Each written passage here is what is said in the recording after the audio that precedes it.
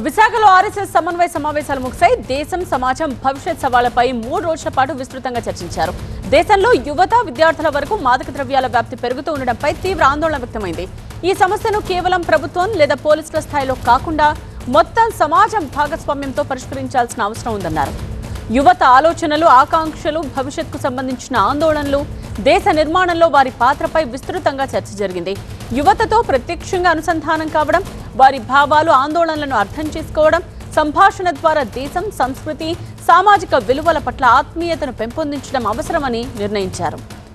భారతీయ కుటుంబ వ్యవస్థ, కుటుంబ విలువలు, తరతరాలుగా కొనసాగుతున్న సాంస్కృతిక సంప్రదాయాలను బలోపేతం చేయాల్సిన అవసరంపై చర్చించారు. పర్యావరణ పరిరక్షణ విషయంలో కూడా కేవలం తీర్మానాలు చేయడానికి పరిమితం కాకుండా ప్రతి వ్యక్తి, ప్రతి కుటుంబం రోజువారీ జీవితంలో మార్పులు తీసుకురావాలని సూచించారు. నీటిని వివేకవంతంగా వినియోగించడం, ప్లాస్టిక్ వినియోగాన్ని కనిష్ట స్థాయికి తగ్గించడం, పచ్చదనాన్ని పెంచడం వంటి అంశాలు ప్రతి కుటుంబం ఆచరణలో భాగం కావాలన్నారు. విషయానికి సంబంధించిన కంప్లీట్ డీటెయిల్స్ తో సీనియర్ కరెస్పాండెంట్ ఖాజా సిద్ధంగా ఉన్నారు. ఖాజా, ఇంకా ఆర్ఎస్ఎస్ సమన్వయ సమావేశాల్లో ఎటువంటి విషయాలు హైలైట్ గా నిలిచాయి, ఎటువంటి నిర్ణయాలు తీసుకున్నారు?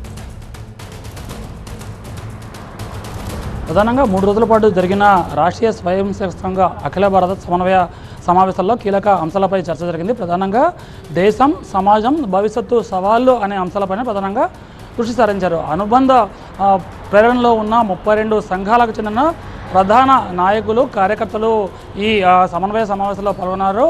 ఆర్ఎస్ఎస్ చీఫ్ మోహన్ భగవత్ అధ్యక్షత వహించిన ఈ సమావేశాల్లో బీజేపీ జాతీయ అధ్యక్షుడు నవీన్ సహా దాదాపుగా 306 మంది ప్రతినిధులు, అందులో 49 మహిళలు కూడా పాల్గొన్నారు. ప్రధానంగా ఆర్ఎస్ఎస్ పేరుతో పనిచేస్తున్న 32 సంస్థలు ఏవైతే ఉన్నాయో వాటి కార్యకలాపాలు విస్తృతపరచడం, దీంతోపాటు వారి సంఘాల మధ్య సమన్వయం చేయడంతో పాటు దేశ నిర్మాణంలో కీలక భాగస్వామ్యం కావడం, వాటిలో యువతను ప్రధానంగా సమన్వయం చేసుకుంటూ ముందుకెళ్ళడం, యువత ఆలోచనలు, ఆకాంక్షలకు అనుగుణంగా దేశ భవిష్యత్తు వారిపైనే ఆధారపడి ఉంది కాబట్టి వారి ఆందోళనలు, భవిష్యత్తు ఆందోళన నేపథ్యంలో వారిని సమన్వయం చేసుకుంటూ ముందుకెళ్లాలని ఒక కీలకమైన చర్చ అయితే జరిగింది. దీంతోపాటు ఆ పర్యావరణం అంటే పంచపరివర్తనలో భాగంగా పర్యావరణం, దీంతోపాటు భారతీయ కుటుంబ వ్యవస్థ విలువలు అంటే సమాజంలో విలువలు అనేది పెంపొందించడం, తరతరాలుగా వస్తున్న భారతీయ సాంప్రదాయం విలువలను సమాజంలో పెంపొందించి తద్వారా భారత నిర్మాణంలో కీలక పాత్ర పోషించేలా, అందరినీ భాగస్వామ్యం చేసేలా ప్రత్యేకంగా ఒక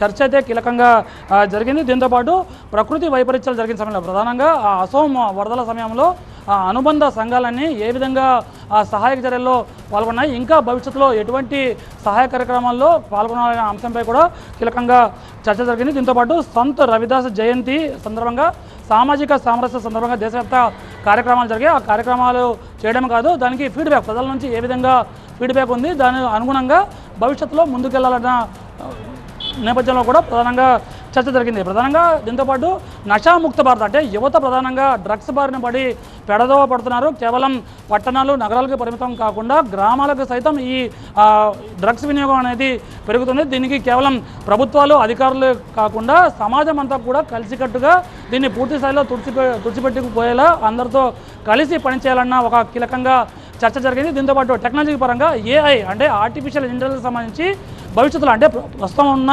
అనుకూల అంశాలతో పాటు భవిష్యత్తులో వచ్చే ప్రతికూల అంశాలను పక్కన పెడుతూ దానికి ఏ విధంగా మలుచుకొని వినియోగించుకోవాలన్న దానిపై కూడా ప్రత్యేకంగా ఒక ప్రజెంటేషన్ కూడా జరిగింది. దీంతోపాటు కార్యాచరణను విస్తృతపరచడం అంటే ఆర్ఎస్ఎస్ అనుబంధ సంఘాలని కూడా ప్రపంచవ్యాప్తంగా అంటే ప్రపంచంలోనే ఎక్కడ హిందువులు ఉన్నా సరే వారందరినీ ఐక్యం చేయడం, దీంతోపాటు అనుబంధ సంఘాలన్నీ కలిసి హిందువులు ఐక్యం చేయడమే లక్ష్యంగా పనిచేయాలని ప్రధానంగా ఆ చర్చ జరిగింది. దీంతోపాటు భవిష్యత్తు కార్యాచరణ కూడా ప్రత్యేకంగా దీంట్లో చర్చ జరిగింది. దీంతోపాటు 100 ఏళ్ల ఈ ఆర్ఎస్ఎస్ ఏడాది సందర్భంగా ఆర్ఎస్ఎస్ చీఫ్ మోహన్ భగవత్ ఈ నెలలోనే యుఎస్తో పాటు కెనడాలో కూడా పర్యటించబోతున్నారు. ఈ సందర్భంగా కూడా ప్రత్యేకంగా చర్చ జరిగింది. ఆయా ప్రాంతాల్లోని హిందువులతో కలిసి ఆయా ప్రాంతాల్లో ఉన్న హిందువులను మమేకం చేయడం, దీంతోపాటు భారతీయ కుటుంబ వ్యవస్థ, భారతీయ విలువలను ప్రపంచవ్యాప్తంగా ఉన్న హిందువులకు పంచాలి, తద్వారా భారతీయ విలువలను పరిరక్షించాలి, అలాగే పర్యావరణం పరిరక్షించాలని ప్రధాన ఎజెండాగా ఈ 3 రోజుల సమావేశాలు అనేది జరిగాయి.